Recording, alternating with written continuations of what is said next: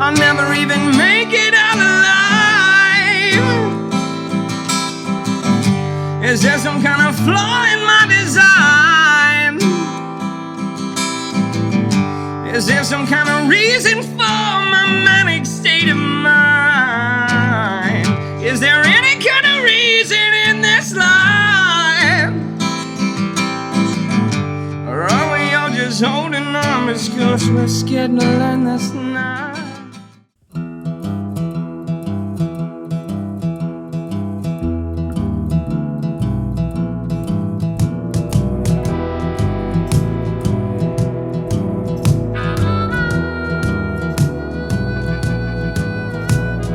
Something in the water taught me how to crawl. Something in the water taught me how to fall. Hey y'all, hey, it's another Something in the Water podcast. I'm Uncle Dave Griffin. Sean Clark. This is Sean Clark and our man behind the scenes over there, Justin Mercer of Caution Light Caution Media. Light Media. Mm-hmm.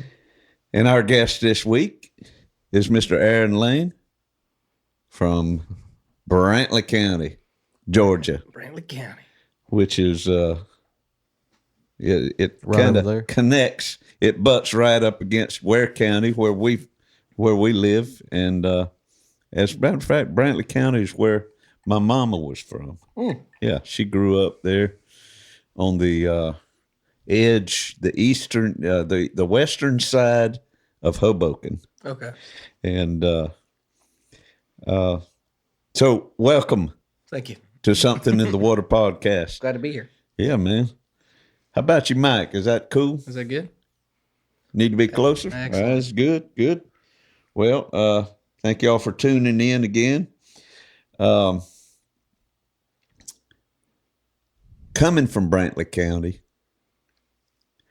as a musician, you know, there for a long time when I was coming along, there weren't a whole lot of bands coming out of Brantley County. I think one of the first guitar players, and he might have been borderline Brantley County, Pierce County, was Steve. I believe his name was Steve Howell.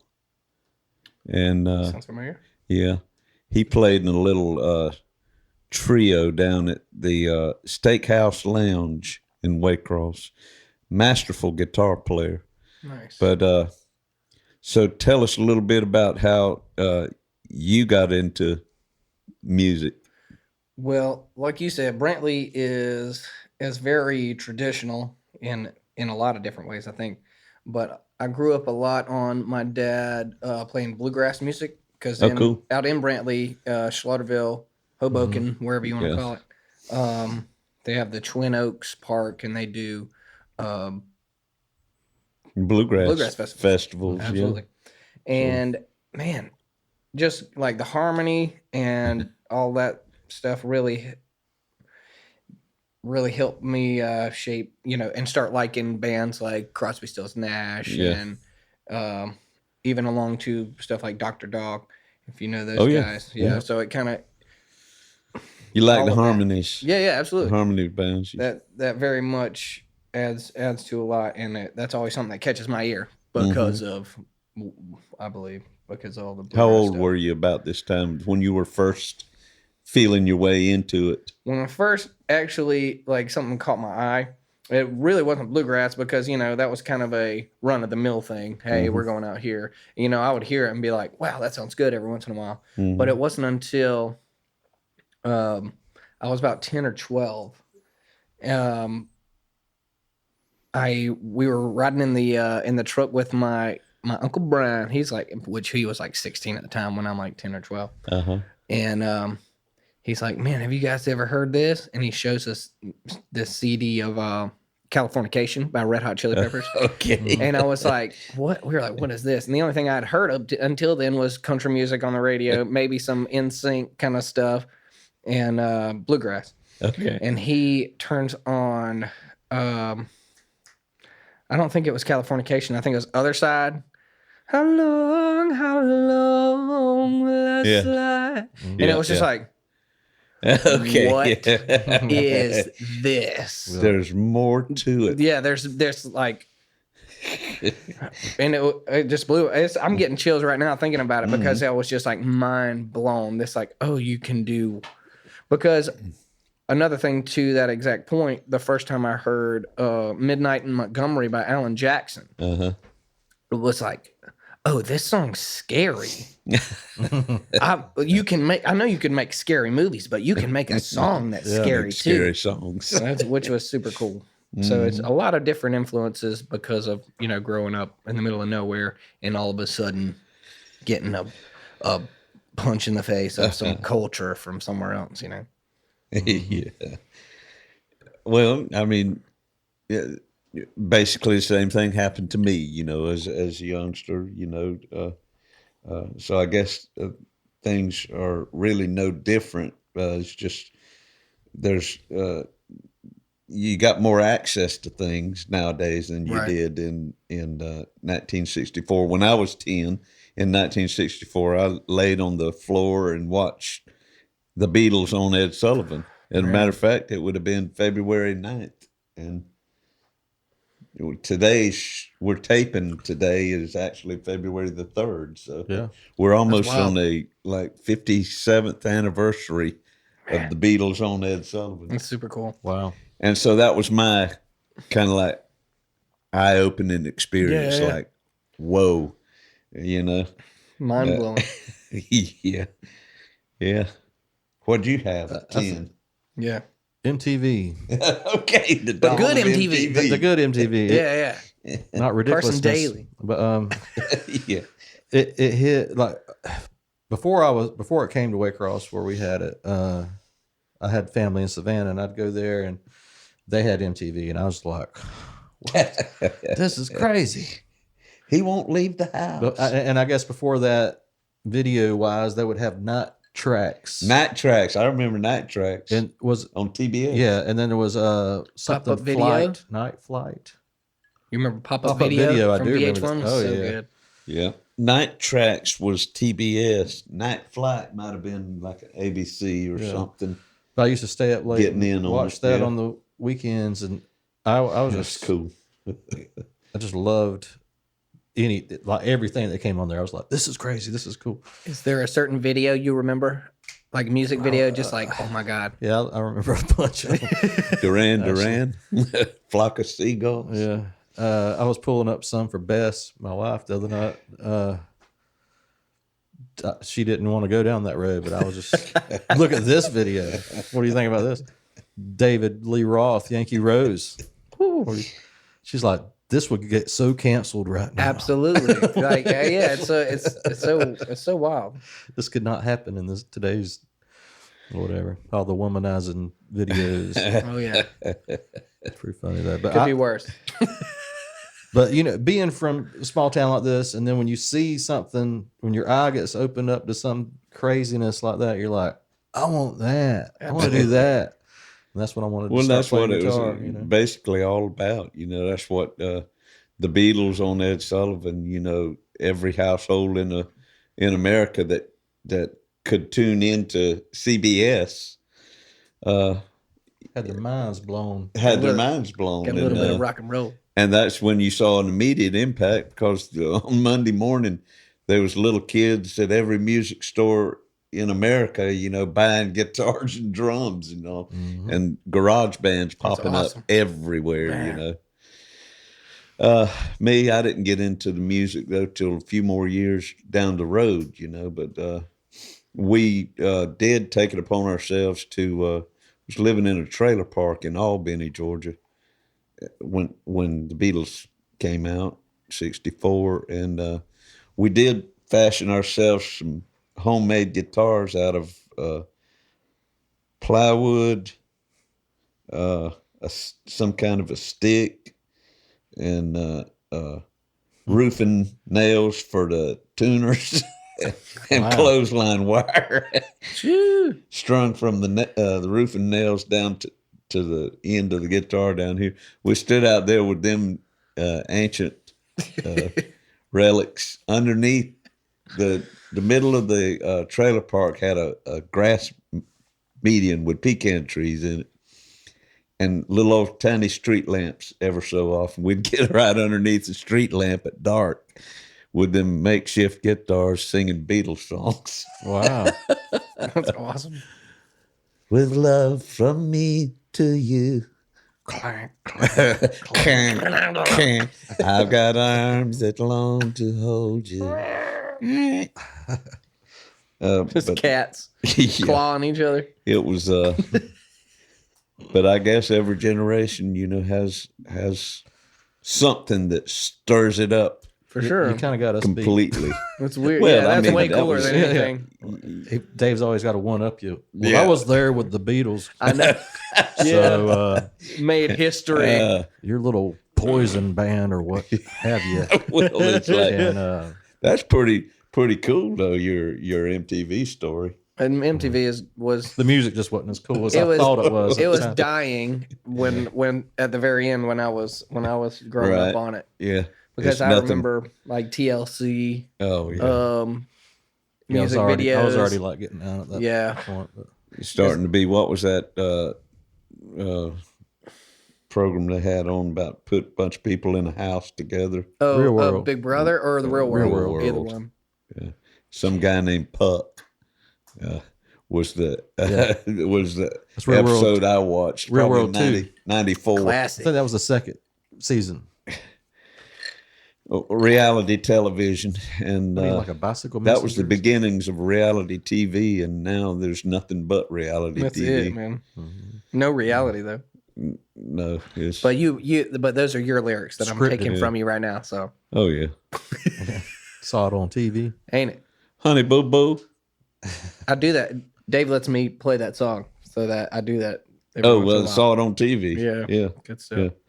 Song that I wrote with the help of Corey Bradley and Ian Dunlop, the bass player for the International Submarine Band. There And you I go. heard it on the Woodgrains Yeah, first Woodgrains album had a from something from uh, To Veneta. I yeah, remember that. the street names. Yeah, wasn't yeah, it? street From names. something to It was yeah. really good. yeah. Man, good stuff. Oh, well, Woodgrains. That was a killer Throwing it band. back. Three young boys from Waycross, Georgia. I That, miss it, man. It was a man, different. they were so. I turned them together. on to Dr. Dog. That's what happened. Yes. That's what. Dr. That's when they Dog, started yeah. going. Pew. Yeah. That's probably one of the But first they, people I heard it from. God, So good. So good. so young. Dylan, Evan, Nick, all graduated in 2010, 08? maybe. No, 8? I was 10, so either they were 09 or 08, Okay. one or the other. All right. And then they immediately moved to Athens, UGA, become a college band, and they get up there and get even tighter God, it's so with the good. music. And I remember just phenomenal group. I remember seeing them at the Creek, Mm-hmm. and that's when I was, like I said, I was into Crosby, Stills, and Nash around that time. I was like And senior they in high did. school, They were too. and they did Sweet Judy Blue Eyes, Yeah. and it was like They killed that. point. It was note for note, Uh-huh. and I was just like, oh my God, that's when I realized I was like, you guys are on another level, dude. No one can do this. I don't know if this is the same time you heard that, but I had this little iPod that had the video on it, whatever Classic. one that was. But the creek was packed, and they were playing that song, and I went through the crowd the whole song, and like I'm getting it, like there's everybody in Waycross history is in this room, Right. and like I'm getting like it's on Reactions. Facebook if you can find it. It's Nice. it's black and white, but it's Nice. it's a great video, and they're playing that song. Such a good song. That's neat. That So might they be my were favorite inspired song. by the harmony bands. I mean, you can listen to them and tell that, you know. Yeah, but they were already into that when I told them about. That's Big why I told them about. Beatles Yeah. fans, Crosby, Stills, Nash fans, Dr. Dog. You know, they The came on down Zombies, the line stuff just like that. just like you, man.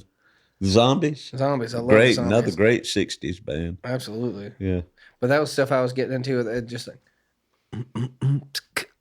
like stupid stuff like that. I love that vocalism. Yeah, time of the season. good stuff. Yeah, boy. So you're from a musical family. Your daddy is a dobro player. Dobro. Right? Well, anything with strings, but yeah, anything with that's strings. what he likes but that playing was the what most. he liked to play. That's when I first met him. You were probably real little when I first met your daddy. Roger. And I don't remember exactly how I met him. It was probably through either the Bluegrass Festival out there or some other reason. Mm-hmm. But you got a lot of you got a big family of siblings, right? How many? I just got Austin as my brother. That's all. Yeah, that's it. I thought you had. I got a big extended family though. Okay. My mom has her blood family, and then the family she was adopted into, and then my dad has his whole family too. Which we got a lot of cousins. But as far as your mom and daddy, were they previously married? Mm-mm. Okay, Just them. all right. So it's just you and Austin. Just me Is and the Austin. only two kids For sure. And both Where of did y'all I are get into that? music. Austin's into music. For too. sure. Yeah, I'm but sure I was y'all just- have Amazing him. drummer and guitar player, right? For some reason, I thought you had a slew of brothers. Oh, Now, do you get have a that lot? sometimes. Did in those bands that you played in the past? Was that We have cousins in some of those? Ryan Middleton was our guitar, he played keys for us. Sometimes he played guitar, Yeah. but he's mistaken for our For a relative lane? a lot because Okay. he's got pretty much the same haircut and Okay, freckles. And, that might have been what. yeah. What it was. But we get that a lot. So, but you and your brother Austin, you guys started. Y'all were the first bands y'all were in were together, For right? sure. Yeah. We did. Well, I'm just starting to learn playing guitar. Like after I graduated high school, I was like into all that Guitar Hero stuff, and I was like, I got to the point where I was like playing Rock Band multiplayer, playing guitar and like singing the parts at the same time, and I was like, there's a guitar right there. Like I'm wasting time. I can just do this. So I did, and by the time I was getting decent at guitar, Austin was like, "Hey, I'm starting a band. Do you want to learn how to play bass?" I was like, "Sure." He like showed me one of the bass lines he wrote, and I did it. And like right after he showed me, he's like, "Yeah, you got it. Okay." So we started doing that. The Red Bugs. We had our friend Chad Scott in there. He was doing vocals sometimes too, playing acoustic, and then we kind of went to a 4-piece drummer. You know, Austin was playing guitar, I was playing bass, and Ryan was either playing keys or something on the side. But we did Swamp Town in 2012, and As the Red Bugs. 2013 was Signals. And we were getting into. I was doing some originals. Austin was doing some originals, and that's where Shady Tree came from originally. That's right. That was another group, Shady Tree. Well, that's the song that I wrote. We played that with Signals, and then when I started doing the Electric Owl stuff, Shady we did Tree Shady was Tree. a song. That's Yeah. right. Yeah. So when we started doing, that's just something that has come with me. Just that song, it's it's grooving enough. Getting some bass lines in there. Yeah, I remember y'all sent me a demo of that, or a demo of Signals. Yeah. Might have had several songs on it. Oh yeah. So you played Swamp Town with Red Bugs in 12, Signals in 13. Then there was a little bit of a break there. Then you resurfaced with a band called Electric Owl. Electric Owl. And I believe it was 18, The end of 2018, 19, and then 20. Sure. And then the band went different ways. For sure. In 20. Dwindled. In 20, yeah. It's been a combination of things in 20. Y'all were quite popular, though. I'd Yeah. like to think so. So what's your main deal these days? I've mainly been doing solo shows, just kind of doing covers, any bars around, doing the Uncle Dave thing.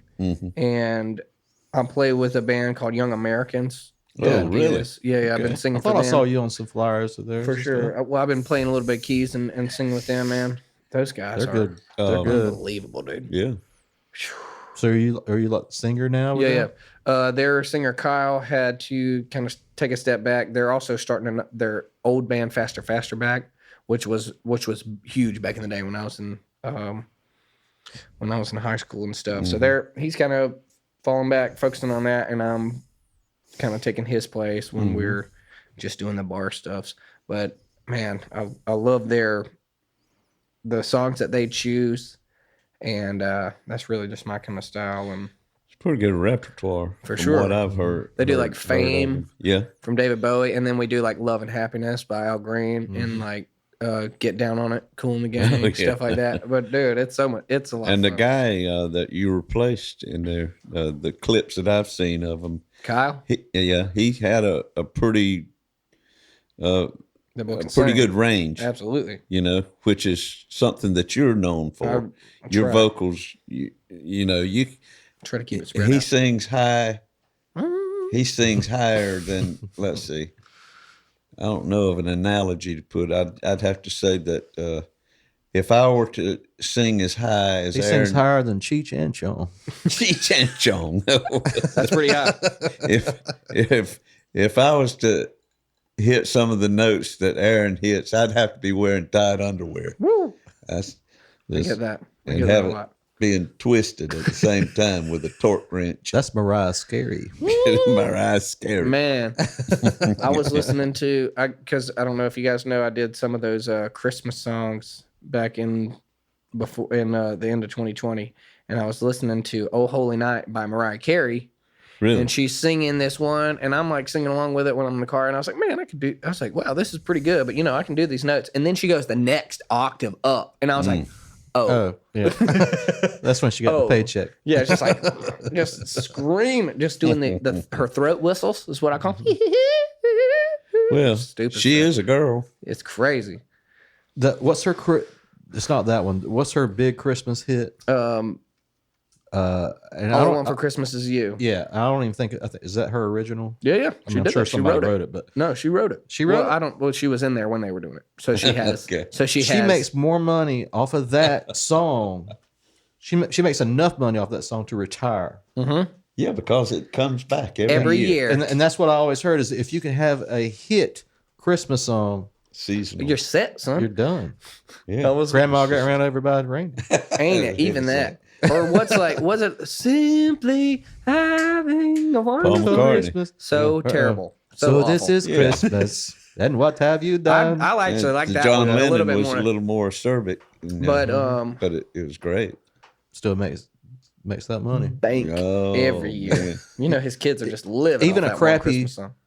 Christmas hit is going to be played every year because For they sure. only got 20. Was like grandma got run over by a Yeah, reindeer. you're going to hear it. Horrible. So And bad. I've always been told to you need a Christmas song. I'm like, I don't know, but if you could get It's a one, good one though. It's good so one. hard to get a real good one. Which is, I tried to pick out some good ones. I did like, I caught I'll Be Home one for Christmas video that you did. You're in the yard. Yeah. My buddy Wesley did that. Check out Wesley Bauer. He's awesome. He's doing Austin's next video as well. We did I'll Be Home for Christmas. It's beginning to look a lot like Christmas. I try to pick out the real crooner style, the good ones. The good ones that you actually like listening to. That you're not like Next.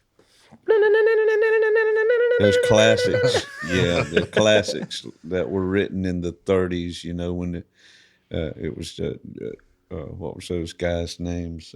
Jerome Kearns. Wasn't he a great songwriter? I don't know. I'm Dreaming of a White Christmas. And Bing Crosby. I know Bing Crosby. sang one it. of them, it was either White Christmas or Let It Snow. I think it might have been Let It Snow.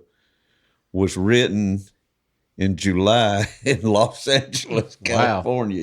So You got to want to write a Christmas song. Ain't it? that's what I'm talking about. He probably ascribed to that philosophy that you was just touting over there about if you can write a Christmas song. So he probably sat down in July and said, "Let's do this." Let's get it. I'm gonna get some money. Well, from production, that's when they record Christmas albums. Yeah. Well, in the summer. So you can, True, You gotta have time. true. Yeah. Have at least 6 months of work time It's just a Mercer chiming in. overproduction. just to be able to release. That was when the best movies, the best albums, and all used to come out right before Christmas. Ain't it? You knew you had that Always money. used to love that. Something about that time of year, man. Yeah. I was born on Christmas Eve, so I've always had this love-hate relationship with Christmas.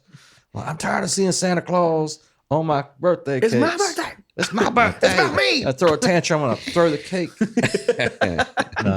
The cake has like Santa on it. You're Yeah. like, this is about me, damn it. Yeah. And your folks would be like, Jesus I Christ. do remember being a little snotty kid, and I mean, I'm 6 or something. And it was probably the coolest cake I ever had. Right. It was like a sheet cake, and it had actual Santa Claus and the reindeer on it, and all the little trees and stuff. And I mean, like standing up on it. And I was like, I'm tired of Christmas on my birthday. It's And like, they were like, smack. well, aren't you a little shit? And all the Christmas paper on the presents and stuff. Man. I guess that was the first year I realized, wait a minute. I'm getting Everybody else has got balloons. I'm getting Rip off. And it's hard to get anybody to show up on Christmas Eve to your For birthday, sure. except for Yeah. your grandparents. That's heavy. And then they're like, oh, we're gonna do Christmas too. Yeah. So that's fine. They're like, Merry Christmas, Happy Birthday. I'm like, what? And my sister's birthday was in July. She always had the pool parties. Right. So, sorry, I'm getting sidetracked. Got a little Christmas Well, history. look, Sorry, I'm still resent my parents for resent this. my parents. I used to try to talk them into, why can't we just have our birthday together? Have a big party. And they're like, no. We didn't have you then. Your friends aren't coming over. we're not going to break the We're not rules. spending double money at the same That's time. right. The rules of the birthday. I know. You have it when you're born. Yeah. Mine was right around Labor Day all the time. Connor, my son, was 3 days after 4th of July. So you know how it is when a summer birthday as opposed to a school year birthday. I mean, when you're in school and your birthday comes along, you get to send them out, you get to carry your invitations to all your classmates and just hand them out. And you have a ton of people over and a ton of presents. It must be nice. If it's summertime, What are like friends? Connor's birthday, it was like there ain't no school, there ain't no people you can invite. Gonna mail 'em out. Except your real hardcores. Right. So I enjoyed Connor's birthday say party it's last your time. birthday. Yeah, was a good time. We hung out. It was good stuff. We had some jams. Jammed Yeah. out. It was a very good time. Good time. Enjoyed that. Well, speaking of jams, how about we take a little short break and we'll be right back in just a second with some Aaron Lane originals. Yeah.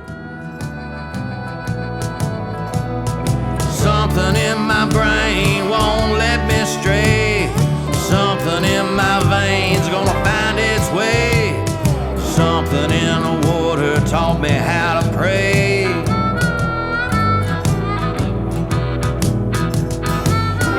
When that cold black water finds its way into your veins,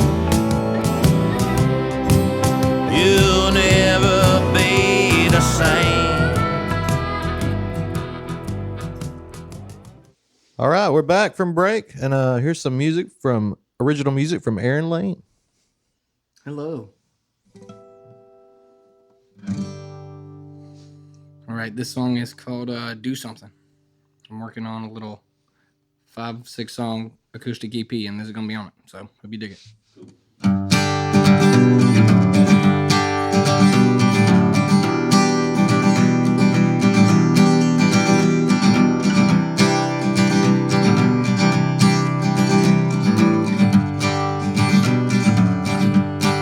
Well, I was just out walking and it all just seemed to happen. Yeah, I saw something that I'd never seen. Well, there were roads to nowhere, even street signs led you right to all the paths you seek, to wander endlessly. Why can't you see it clearly? I have tried my best, I mean, I'm just looking out for you. Oh, but who knew you'd do something that you've never done before?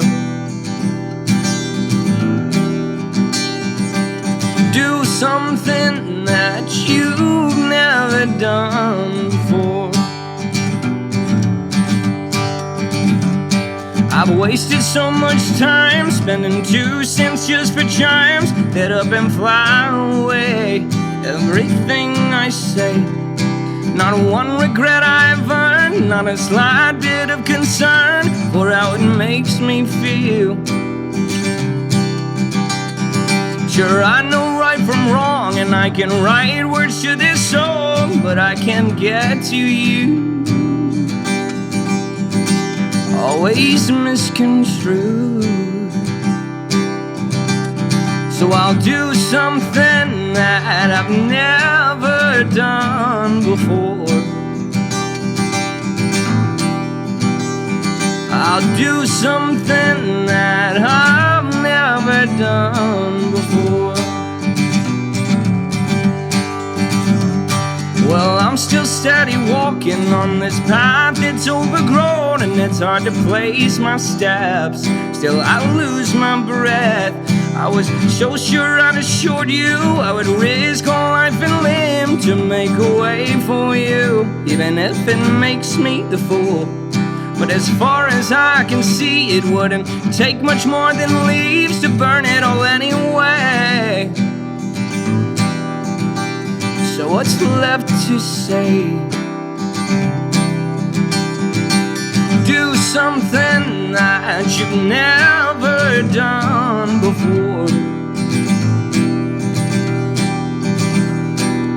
Do something that you've never done before. But don't think for 1 second I'm lost. But don't think for 1 second that I don't know the cause. You have to accept what is gone and done away. You can't face it any other way. And there's a place in my head where I go when I'm alone, and there I can stop and think about everything. And this is where I'll go to discern my very soul from whatever I've done to hurt everyone. All in all, along this dark and dangerous road home, I'll simply carry on. Yes, I will carry on. And I'll do something that I've never done before. Go do something that you've never done before.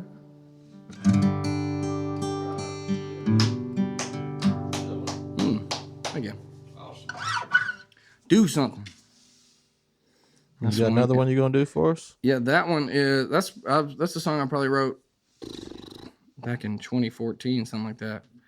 But this one is called "Things I Think," and it's probably the newest complete song I've wrote, and it's a little more energy than that one. So have a sip. Mm-hmm.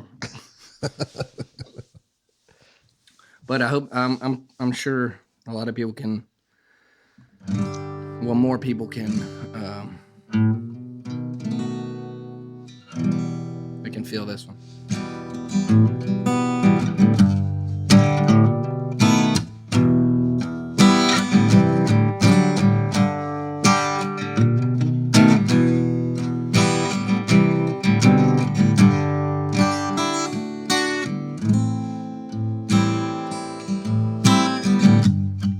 I'm sure I'll spend my whole life just waiting for the next big thing that's gonna come my way.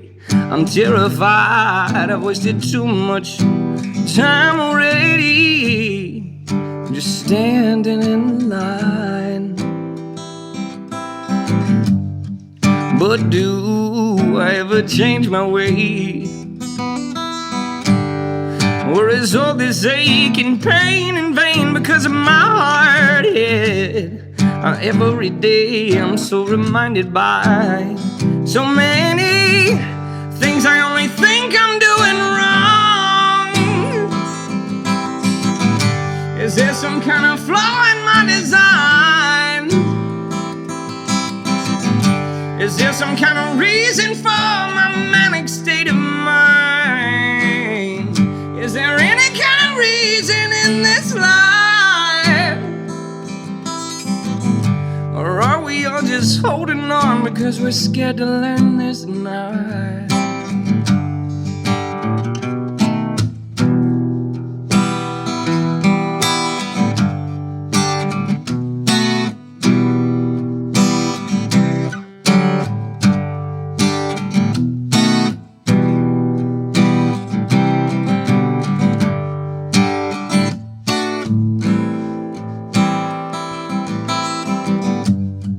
How do I go on living?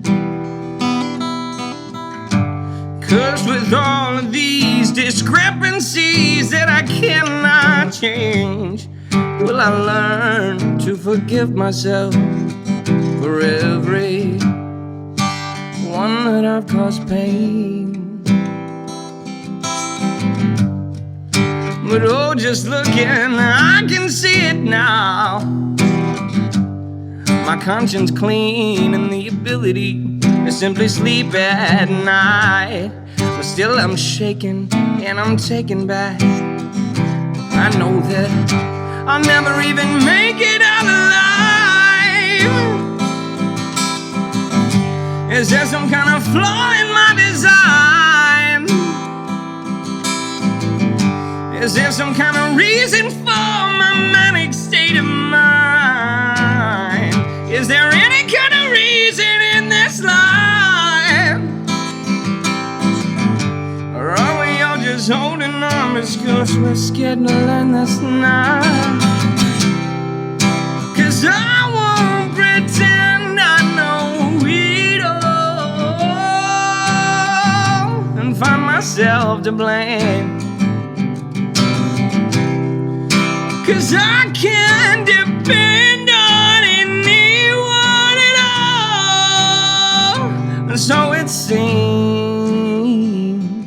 these days. These days.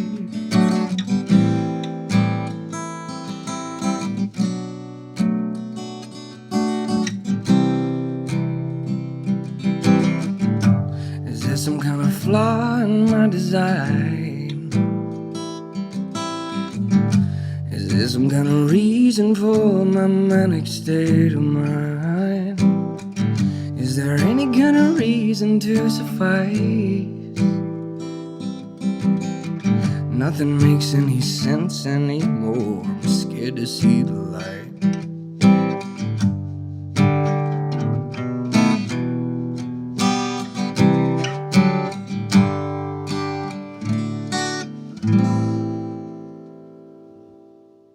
Right. You. Yeah. Thank you.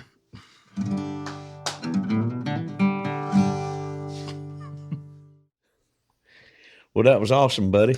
We Yeah. appreciate that. Good songs too. Yeah. Thank you. I felt like the ghost of Freddie Mercury was smiling down.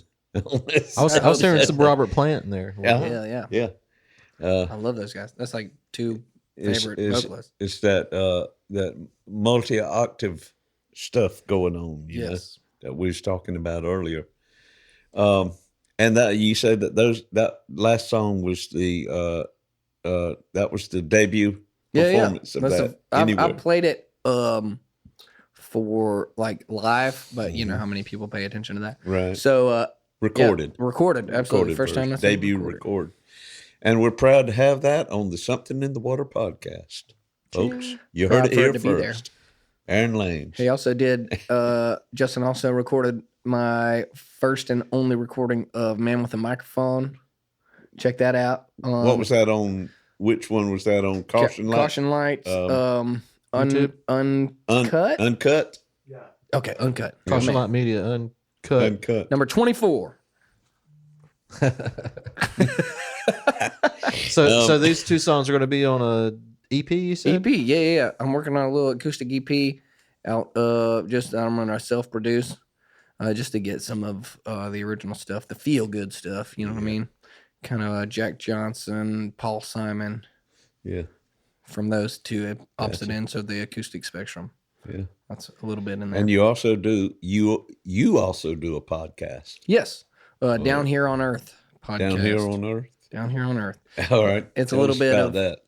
It's a little just anything that you can talk about that we can talk about that pulls people together a little bit because we all have more in common than we don't. Exactly. I So agree People with only that. talk about what we don't have in common. Exactly. That's Do what you people have like guests? to talk about. Do you have guests on that? I'm working on getting Duncan from Frank and the Jobber. They got a podcast, comedy podcast, him and Frank Sykes. I want to get both of them on there. Cool. My buddy Wesley, who does a bunch of, he does Park Sharks, which is a skate park documentary series that he goes out and checks all the skate parks out. It's super cool. Yeah. And then I'll have my brother on there eventually. Want to just bring everybody on there. I wanted to have like Rick Bennett on and talk about Star Child and stuff like that. Take it way back. Take it way back. Speaking of Rick, he'd be a good one to have Yeah, on here too. I've said that a many times. But Absolutely. Bring back the rock and roll. well, I guess it's about time for another tale of the week, and the one that I've selected for those of you just tuning in. Tales of the Week is a blog that I wrote back in 2000. Well, it was for about 2.5 years. I wrote a weekly blog that went online and in the local newspaper, and also had a book published with 25 of the blogs in it. And this is one of them. And this week, we're All the pretty boys. All the Pretty Boys by Paul McCartney from Liverpool. Problematic. No, this is actually this one is called "Saw It on TV," which is the name of a song which we talked about earlier in this podcast. Foreshadowing. Song that was written with the help of Corey Bradley and Ian Dunlop, and Aaron plays this song out loud. Aaron, it was one of Aaron's favorites. I remember you messaged me on Facebook one time and said, "Can I have the lyrics, please, sir?" Yes. And so what is this chord? what is this about? The A major 7's messing me up. Basically, Who's Mighty Mouse? it's about everything that I grew up with. 'Cause me and television basically grew up together. I was born in '53, and television entered, right there at the tail end of the '40s, early '50s, and so we grew up together. Me and TV did, and a song that me and my friends co-wrote kind of identified the change of television from its infancy into what it is now, and how we missed that old innocence. It's called "Saw It on TV." Here's a little segment from the second verse. It says, "Lee Harvey shot Kennedy. Then Jack Ruby, he shot old Lee. I saw Walter Cronkite cry as the funeral casing rolled on by. The Beatles stopped the bleeding some in '64 on Ed Sullivan. But black and white don't bleed blood red as the world turned round on my TV set. I was born on September 1st, 1953. Me and television grew up together. It was all very innocent to begin with. The first show I can remember was the Mickey Mouse Club, starring Annette Funicello and those big, beautiful mouse ears. Saturday morning gave us all sorts of entertainment, from Mighty Mouse cartoons to Western favorites, The Lone Ranger, The Roy Rogers Show, Sky King, and Tales of the Texas Rangers. As the 60s rolled around, Lucy and Ricky and Rob and Laura Petrie were still sleeping in separate beds. And it would remain that way until Norman Mailer started making waves 10 years later with All in the Family. But by then, we had all lost a bit of innocence. In November of '63, I was in the 5th grade at Sylvester Road Elementary School in Albany, Georgia. The following is a memory replayed by just about every baby boomer I've ever met. My 5th grade teacher, Ms. Council, came into the classroom crying. She told us the president had been shot and that we would be excused for the rest of the day. And I'm sure at 10 years of age, I might have been a little bit happy about getting out of school early. But when I got home, I found my mama sitting and crying in front of the TV, watching as NBC newsmen Chet Huntley and David Brinkley narrated in disbelief.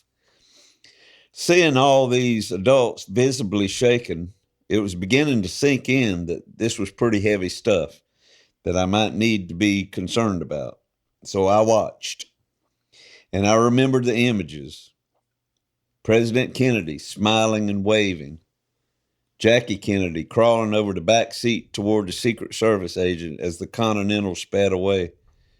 Walter Cronkite removing his black-rimmed spectacles, his voice quavering as he officially announced the death of the president. Jack Ruby firing into Lee Harvey Oswald's stomach while the detective James Lavelle, the big dude in the white cowboy hat, recoiled in horror. Little John Kennedy saluting his daddy's coffin as it rolled by, all on live black and white television. By February of 1964, America was more than ready for a pleasant distraction. It came in the form of 4 British musicians on CBS's acclaimed variety show, Ed Sullivan. Millions tuned in. Even criminal activity stopped for the few minutes that the Beatles played. Innocence was ours again. The Beatles' music, positive and uplifting, continued through the 60s. Their message was love, but the television told another story. I remember thumbing through a Life magazine in '65 and seeing photos of U.S. soldiers in a place called Vietnam, a world away from Waycross. Little by little, that miserable mistake of a war eased into our homes, our hearts, and our minds, a constant backdrop on the evening news as we gathered at the supper table. By the end of the decade, the Beatles were on the verge of breaking up. We had put a man on the moon. 500,000 kids in upstate New York gathered in the name of peace, love, and music. The war in Vietnam was escalating, and we now owned a new color TV.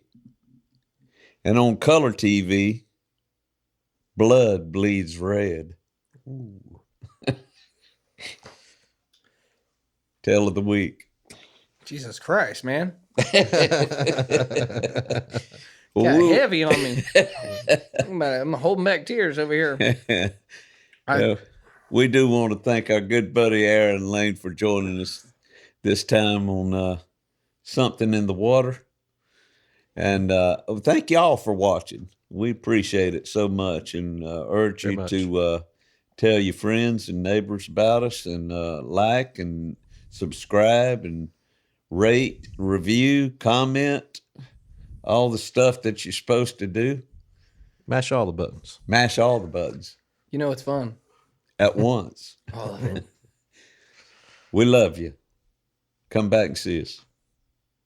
We'll see you later.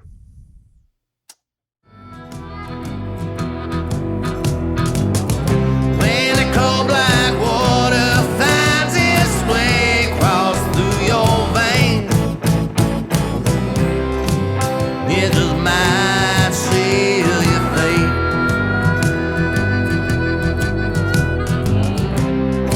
It just might seal your fate.